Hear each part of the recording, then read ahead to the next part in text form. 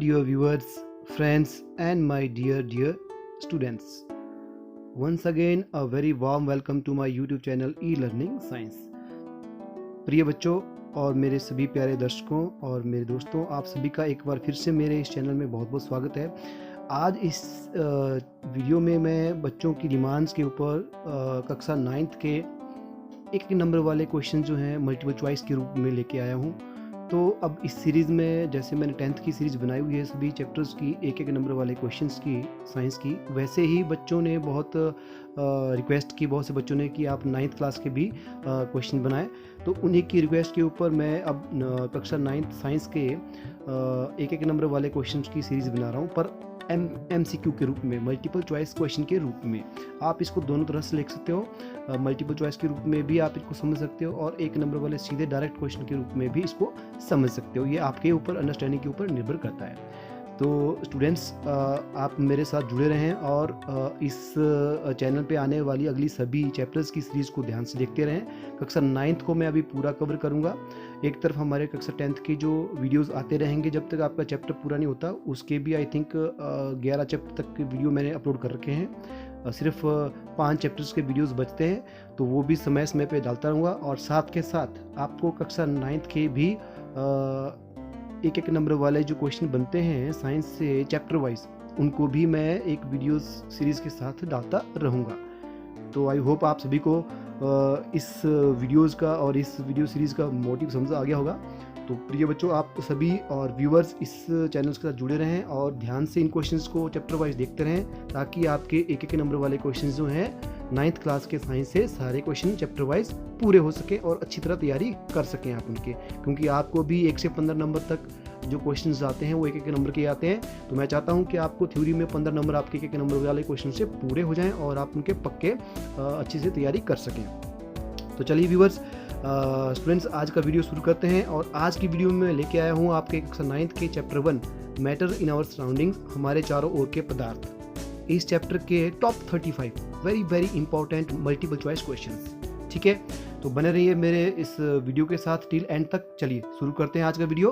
तो आज के वीडियो में पहला प्रश्न है, वायु का दाब जैसे जैसे घटता है वैसे वैसे द्रव का क्वथनांक क्या होता है? ऑप्शन ए रहेगा बढ़ता है, ऑप्शन बी घटता है, ऑप्शन सी स्थिर रहता है, या ऑप्शन डी इनमें से कोई नहीं।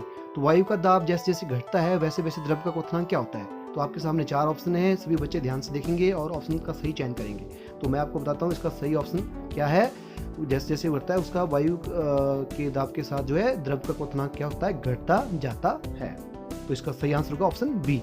चलिए नेक्स्ट क्वेश्चन तरफ बढ़ते हैं। क्वेश्चन नंबर 2, गैस का द्रव में परिवर्तन क्या कहलाता है? गैस का अगर द्रव में परिवर्तन होता है तो उसको क्या बोलते हैं हम? नंबर 1 गैसीकरण, बी ऊर्ध्वपातन, सी जमना, या डी संघनन। तो गैस का द्रव में परिवर्तन क्या कहलाता है? ऑप्शन डी संघनन या कंडेंसेशन। राइट आंसर क्या होगा? संघनन। ठीक है, चलिए क्वेश्चन नंबर 3 की तरफ बढ़ते हैं। क्वेश्चन नंबर 3 है, वह ताप जिसमें ठोस द्रव में परिवर्तित होता है कहलाता है? नंबर 1 आपके ऑप्शन है क्वथनांक, ऑप्शन बी है द्रवणांक, ऑप्शन सी है कांतिक ताप, और ऑप्शन डी है इनमें से कोई नहीं। तो वह ताप जिस पे ठोस जो है द्रव में परिवर्तित होता है उसको क्या कहते हैं? तो उसका सही आंसर क्या होगा? ऑप्शन बी द्रवणांक। तो सही आंसर क्या आपका? द्रवणांक। ठीक है, यानी मेल्टिंग पॉइंट। चलिए नेक्स्ट क्वेश्चन। नेक्स्ट क्वेश्चन है आपका, पदार्थ के कणों को एक साथ बांध कर रखने वाला बल क्या कहलाता है? पदार्थों को, सभी कणों को एक साथ बांध कर रखने वाला बल क्या कहलाता है? आपका ऑप्शन है ऑप्शन 1 अंतरा अणुक स्थान, ऑप्शन बी अंतरा अणुक बल, ऑप्शन सी बंधन, या ऑप्शन डी नाभिकीय बल। तो इस प्रश्न का सही आंसर क्या होगा? ऑप्शन बी अंतरा अणुक बल। चलिए नेक्स्ट क्वेश्चन की तरफ बढ़ते हैं। Question number 5। आई होप आप सभी कक्षा 9th के बच्चों को और व्यूवर्स को और माय फ्रेंड्स को अच्छी तरह से क्वेश्चन समझ आ रहे होंगे। चलिए क्वेश्चन नंबर 5 है, वह प्रक्रिया जिसमें इत्र की गंध वायु के चारों ओर फैल जाती है कहलाती है? ऐसी कौन सी प्रक्रिया है जिसके द्वारा इत्र की गंध वायु के चारों ओर फैल जाती है? ऑप्शन ए है आपका विसरण, ऑप्शन बी है आपका द्रवण, ऑप्शन सी है आपका वामन, या ऑप्शन डी है आपका संघनन। तो वह कौन सी अभिक्रिया है? तो उसका सही आंसर क्या होगा? ऑप्शन ए विसरण, यानी इत्र की गंध वायु के चारों ओर फैलने की प्रक्रिया विसरण के द्वारा होती है। Okay friends, let's move to the next question. Question number 6 here comes on screen. निम्न में से कौन पदार्थ का मौलिक गुण है? जो मैं आपको और ऑप्शन देना हूं, उनमें से जो मूलभूत या बेसिक गुण प्रॉपर्टी है किसी भी पदार्थ की, मैटर की, वो क्या है? ऑप्शन ए तापक्रम और दाब, ऑप्शन बी घनत्व और संपीड़िता, ऑप्शन सी ठोस द्रव और गैस, ऑप्शन डी द्रव्यमान और आयतन। तो इनमें से कौन सा जो है पदार्थ का मौलिक गुण है? तो राइट आंसर क्या होगा? ऑप्शन डी द्रव्यमान और आयतन, ये जो है पदार्थ का मौलिक गुण है। चलिए नेक्स्ट क्वेश्चन, क्वेश्चन नंबर 7। पदार्थ की कितनी अवस्थाएं होती है? बहुत ही कॉमन क्वेश्चन है। पदार्थ की कितनी अवस्था होती है? पदार्थ की होती है 2 अवस्थाएं। ऑप्शन बी पदार्थ की होती है 5 अवस्थाएं, ऑप्शन सी पदार्थ की होती है 4 अवस्थाएं और ऑप्शन डी पदार्थ की होती है 3 अवस्थाएं। तो मैक्सिमम स्टूडेंट जो है इस क्वेश्चन का आंसर गलत दे देते हैं। पदार्थ की कितनी अवस्था होती है? मैक्सिमम स्टूडेंट बोलते हैं 3, ठोस द्रव और गैस। नहीं, इसकी होती है 5 अवस्थाएं। तो सही आंसर क्या होगा? Option B solid state, solid, liquid, gas, semi solids, ये सभी जो है 5 अवस्थाएं होती हैं पदार्थ की। ठीक है, तो हम 3 बोलते हैं, तो एक्चुअल में पदार्थ की होती है 5 स्टेट्स। चलिए नेक्स्ट क्वेश्चन, क्वेश्चन नंबर 8। निम्न में से कौन सा पदार्थ का गुण नहीं है? इनमें से जो मैं आपको ऑप्शन देने वाला हूं, इनमें से which is the not property of a matter. तो पहला क्वेश्चन क्या होगा? सॉरी, पहला ऑप्शन है घनत्व, बी तरंगदैर्ध्य, सी विसरण एंड डी संपीड़िता। तो इनमें से ऐसा कौन सा ऑप्शन है जो पदार्थ का गुण नहीं है? Very true, the right answer is option B तरंगदैर्ध्य जो है पदार्थ का गुण नहीं है। चलिए आगे बढ़ते हैं क्वेश्चन नंबर 9 की तरफ। पदार्थ के कण, ऑप्शन ए अति सूक्ष्म होते हैं, ऑप्शन बी गतिज ऊर्जा युक्त होते हैं, ऑप्शन सी एक दूसरे को आकर्षित करते हैं, ऑप्शन सी डी ये सभी। तो पदार्थ के कण क्या होते हैं? पदार्थ के कण ये सभी होते हैं, ये गुण सभी दर्शाते हैं। तो option D is the right answer. ठीक है डियर स्टूडेंट्स, ये आपकी ही और केवल आपकी ही इच्छा के ऊपर मैं इन क्वेश्चनों को मल्टीपल चॉइस के रूप में बना रहा हूँ। मैं चाहता था कि इनको एक एक नंबर के क्वेश्चन के सिंपल आंसर के रूप में बनाऊं जो आपको एग्जाम में आते हैं, पर एनीवे व्यूअर्स और स्टूडेंट्स की जो इच्छा थी, जो आपने चाहा, उसी तरह से मैं इनको मल्टीपल चॉइस के रूप में बना रहा हूं। तो आप इसको दोनों एंगल से समझिएगा, सीधे क्वेश्चन के आंसर के रूप में भी और मल्टीपल चॉइस के रूप में भी। हालांकि आपको एग्जामिनेशन में मैक्सिमम चांसेस 99% चांसेस होता है कि एक एक नंबर वाले रूप में ही आते हैं, ऑप्शन में नहीं आते हैं। फिर भी आप इनको समझिएगा दोनों रूप में, क्योंकि आपने इच्छा थी कि आपको मैं मल्टीपल चॉइस के रूप में बताऊं। चलिए एनीवे आगे बढ़ते हैं क्वेश्चन नंबर 10 की तरफ। क्वेश्चन 10 है, किसकी संपीड़िता सबसे कम होती है? ठीक है, ऑप्शन ए है द्रव की, ऑप्शन बी है प्लाज्मा की, ऑप्शन सी है गैस की, ऑप्शन डी है ठोस की। तो किसकी संपीड़िता यानी जो कंप्रेसिंग स्ट्रेंथ होती है वो किसकी सबसे कम है? तो द्रव की, प्लाज्मा की, गैस की या ठोस की? तो सही आंसर क्या है? सॉलिड की। सॉलिड या ठोस जो होते हैं उसकी संपीड़िता सबसे कम होती है, वो सबसे कम कंप्रेस होते हैं। चलिए क्वेश्चन नंबर 11 की तरफ। क्वेश्चन नंबर 11 है, किसी ठोस पदार्थ का सीधे वाष्प में परिवर्तन कहलाता है? डायरेक्टली कोई सॉलिड पदार्थ जो है सीधा आपका गैसियस स्टेट में कन्वर्ट होता है, तो उसको क्या बोलते हैं हम? ऑप्शन ए ऊर्ध्वपातन, ऑप्शन बी वाष्पन, ऑप्शन सी संघनन या ऑप्शन डी उबलना। तो इनमें से सही आंसर क्या होगा? Option A ऊर्ध्वपातन। सॉलिड से सीधा गैस अवस्था में बदलने को बोलते हैं हम ऊर्ध्वपातन। चलिए नेक्स्ट क्वेश्चन, वाष्पन की प्रक्रिया से उत्पन्न होती है ऑप्शन ए ठंडक, वाष्पन की प्रक्रिया से क्या उत्पन्न होता है? ऑप्शन ए ठंडक, ऑप्शन बी गर्मी, ऑप्शन सी ताप में वृद्धि होती है या ऑप्शन डी इनमें से कुछ नहीं होता है। तो वाष्पन की प्रक्रिया यानी जो हमारा इवेपोरेशन की प्रक्रिया होती है उसमें से क्या होता है? ठंडक। Option A is the right answer. ठंडक होती है, आपको पता ही है, जब आपको पसीना पड़ता है तो आपको हल्की हल्की ठंडक महसूस होती है। तो पसीना पड़ना मीन्स बॉडी से पानी का बाहर निकलना, इवेपोरेट होना, राइट? तो वाष्पन हुआ हो, तो वाष्पन की हमें ठंडक महसूस होती है। चलिए आगे बढ़ते हैं क्वेश्चन नंबर 13 की तरफ। 100 डिग्री सेल्सियस का केल्विन मान क्या होगा? 100 डिग्री सेल्सियस का केल्विन मान क्या होगा? ऑप्शन ए है आपका 575 के केल्विन या 293.16 केल्विन, ऑप्शन सी 373.16 केल्विन या 473.16 केल्विन। तो सही आंसर क्या होगा? ऑप्शन सी 373.16 केल्विन जो है 100 डिग्री सेल्सियस का एग्जैक्ट मान होगा। चलिए क्वेश्चन नंबर 14 की तरफ। किसी पदार्थ का केल्विन ताप 673.616 है, यानी 673.16 केल्विन है किसी भी पदार्थ का, तो उसका सेल्सियस ताप कितना होगा? देखिए, अब आपको ये पता होना चाहिए इसका आंसर का। अब सबसे आसान तरीका ये है, सबसे पहले आपको ये पता होना चाहिए कि 100 डिग्री सेल्सियस तापमान कितना होता है? 373.16 केल्विन, राइट। बस आप ये ध्यान रखिएगा। तो हमने क्वेश्चन में क्या बोला है कि 673.16 केल्विन है किसी का ताप, तो उसका सेल्सियस ताप कितना होगा? तो आपको सीधा सीधा क्या करना है, देखिए 100 का हो गया 373, राइट। फिर अगले 100 का कितना होगा? तो इसका देखिए सही आंसर क्या होगा? Number 1 500 degree Celsius,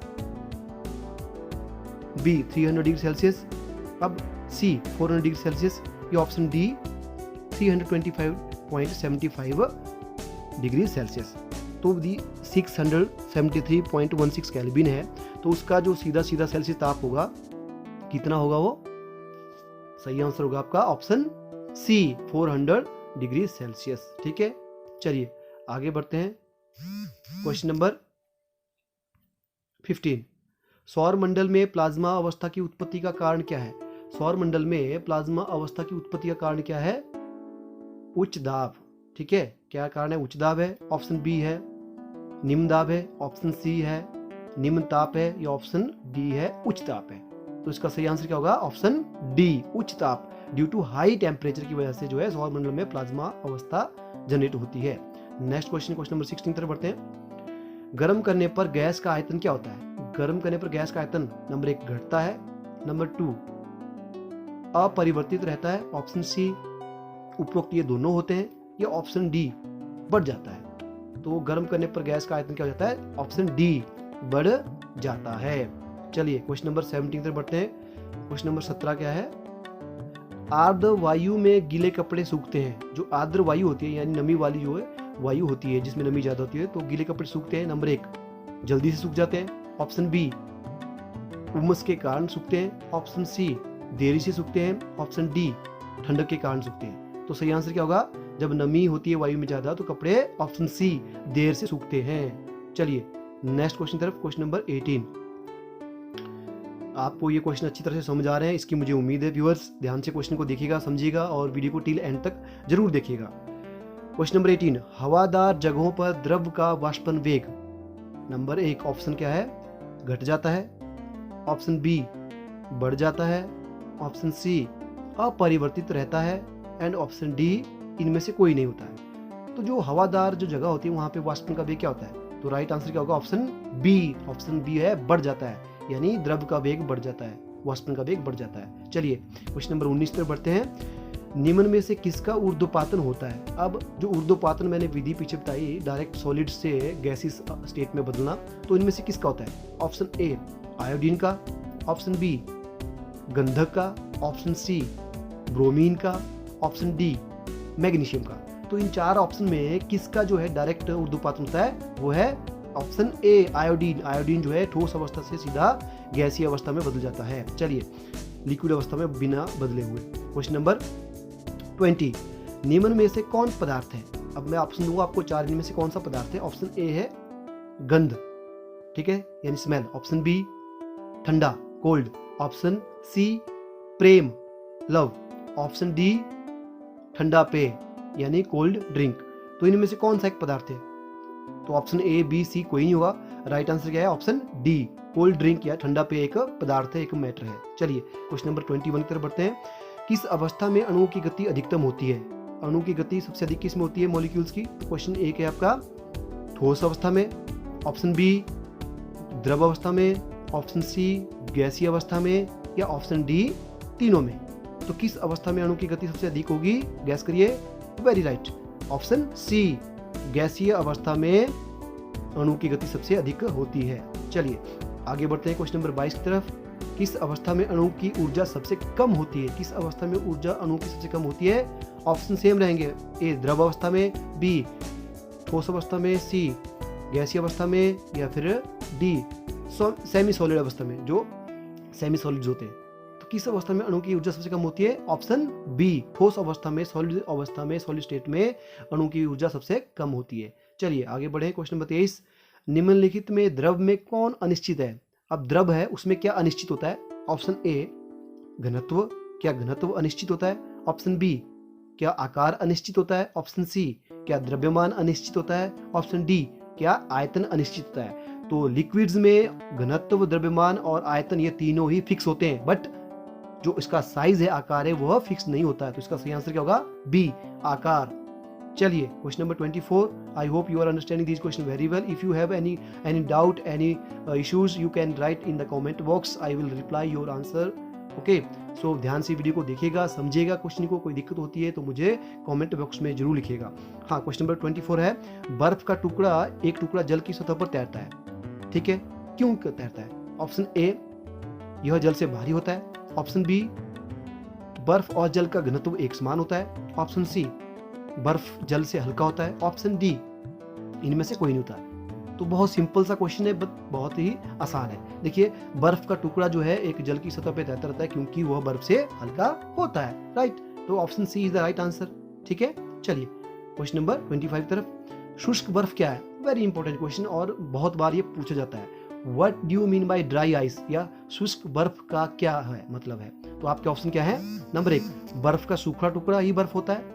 option B, ठोस कार्बन डाइऑक्साइड. ऑप्शन सी, ठोस अल्कोहल. ऑप्शन डी, ठोस कार्बन मोनोऑक्साइड. तो ये 4 ऑप्शन आपके पास है, इनमें से शुष्क बर्फ या ड्राई आइस क्या होती है? गैस करिए.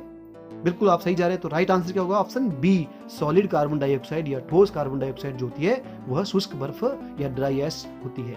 चलिए क्वेश्चन नंबर 26, निम्नलिखित में कौन एक तरल पदार्थ नहीं है? ठीक है, समझिए क्वेश्चन. चलिए, ऑप्शन ए, पारा. ऑप्शन बी, लोहा.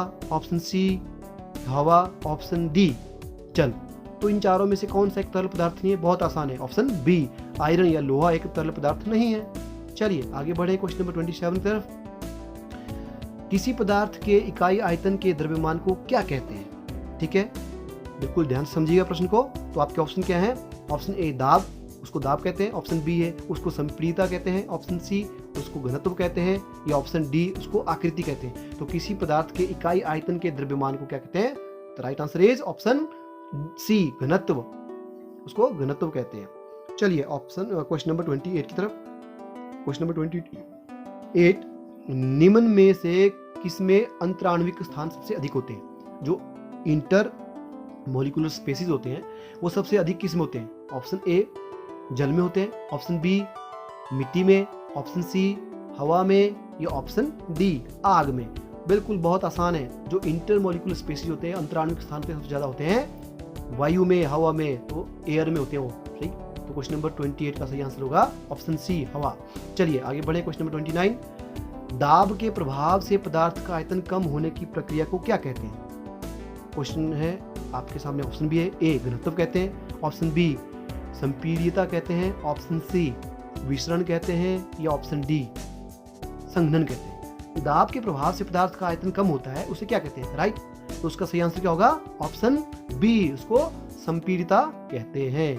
चलिए क्वेश्चन नंबर 30, लास्ट के 6 क्वेश्चन आर रिमेनिंग. ध्यान से देखिएगा व्यूअर्स, क्वेश्चन को समझिएगा. आपके सामने क्वेश्चन नंबर 30, निम्न में से कौन सबसे अधिक संपीड्य है? सबसे कंप्रेसिबल कौन सा है? ऑप्शन ए, जल. ऑप्शन बी, लकड़ी. ऑप्शन सी, हवा. या ऑप्शन डी, लोहा. तो ये 4 ऑप्शन, इनमें से सबसे अधिक कंप्रेसिबल या संपीड्य कौन है? बिल्कुल राइट आंसर होगा ऑप्शन सी, हवा. वायु ही सबसे ज्यादा कंप्रेसिबल है, एयर. ठीक है, चलिए क्वेश्चन नंबर 31, निम्नलिखित में कौन सा पदार्थ का गुण नहीं है? Which is not the property of a matter. जो आपको ऑप्शन मिलेंगे, ऑप्शन ए है, स्थान घेरना, क्या पदार्थ स्थान नहीं घेरते. ऑप्शन बी, द्रव्यमान होना, क्या पदार्थों का द्रव्यमान नहीं होता. ऑप्शन सी, क्या पदार्थ नंगी आंखों से दिखाई नहीं देते. ऑप्शन डी, क्या पदार्थों का आयतन नहीं होता. तो इनमें से कौन सा ऐसा गुण है जो पदार्थ का नहीं है? तो सही आंसर क्या होगा? ए, बी, सी, ए, बी, डी जो है सही आंसर है. स्थान भी घेरते हैं, द्रव्यमान भी होता है, आयतन भी होता है, परंतु पदार्थ नंगी आंखों से नहीं दिखाई देता. ये गलत है. चलिए, तो सही आंसर क्या होगा? Option C. आगे बढ़े क्वेश्चन नंबर 32, निम्न में से कौन ठोस नहीं है? Out of following option which is not a solid.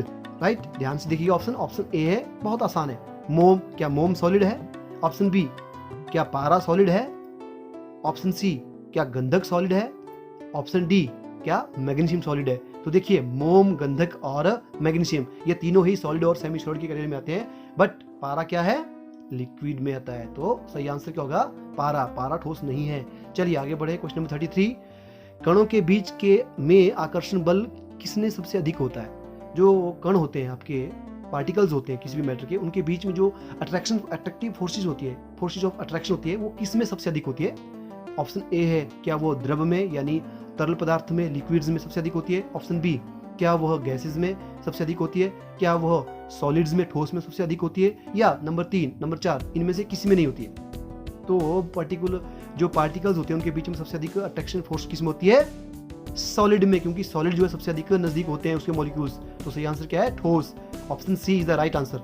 चलिए क्वेश्चन नंबर 34, लास्ट के 2 question are remaining, please focus on this questions. Question number 35, sorry question number 34 miss हो गया। एनीवे, तो लास्ट क्वेश्चन बचता है इस वीडियो का 35। अमोनियम क्लोराइड को गर्म करने पर क्या होता है? जब हम अमोनियम क्लोराइड को गर्म करते हैं तो क्या होता है? नंबर 1, द्रवण होता है। नंबर 2, कर्णपातन होता है। नंबर सी, संघनन होता है। या ऑप्शन डी, विघटन होता है। तो अमोनियम क्लोराइड को जब गर्म करते हैं तो क्या होता है? ना ही द्रवण होता है, ना ही संघनन, ना ही विघटन। तो सही आंसर होगा कर्णपातन होता है अमोनियम क्लोराइड को गर्म करने पर। तो व्यूअर्स, आई होप आपको ये सारे के सारे 35 क्वेश्चन अच्छी तरह से समझ आए होंगे। और इसी के साथ मैं इस वीडियो को यहीं खत्म कर रहा हूँ। खासकर 9th क्लास के स्टूडेंट्स को मैं एक बार बोलना चाहूँगा कि डियर स्टूडेंट्स, आप ध्यान से इन क्वेश्चन को समझिएगा। ये वीडियोस मैं आपके लिए ही बना रहा हूँ, क्योंकि बहुत से बच्चों ने मेरे से डिमांड की थी कि सर आप काइंडली जो है 9th क्लास के जो है साइंस के चैप्टर वाइज जो है मल्टीपल चॉइस के क्वेश्चन के वीडियोज़ बनाएं। तो आपके लिए लाया हूँ इन वीडियोज़ को, और सीरीज़ शुरू की है मैंने। इसको भी आपके जो टॉप हर चैप्टर के टॉप क्वेश्चन निकलेंगे, टॉप 30 या 40 या 35 एक नंबर के मल्टीपल चॉइस क्वेश्चन हर चैप्टर से साइंस के, तो वो मैं आपको हर वीडियो में बनाता रहूँगा। एक वीडियो को एक चैप्टर के माध्यम से आपको एक वीडियो में दिखाता रहूँगा। तो आपके टोटल 15 चैप्टर हैं साइंस की बुक में, तो आपको मैं 15 वीडियो ही दूंगा। तो ध्यान से वीडियो को देखते रहेगा। और अंत में एक रिक्वेस्ट करना चाहूँगा, खासकर 9th क्लास के स्टूडेंट्स से, please do subscribe my channel and press the icon bell icon, so that आपको जो है जब मैं कोई नया वीडियो किसी नए चैप्टर का अपलोड करूं तो आपको उसकी नोटिफिकेशन मिल जाए, ताकि आप इस वीडियो को मिस ना करें। ठीक है व्यूअर्स, तो thank you for watching my video, और thanks for being with me till end. Thank you very much. I will right back soon with lot more such videos. Thank you very much.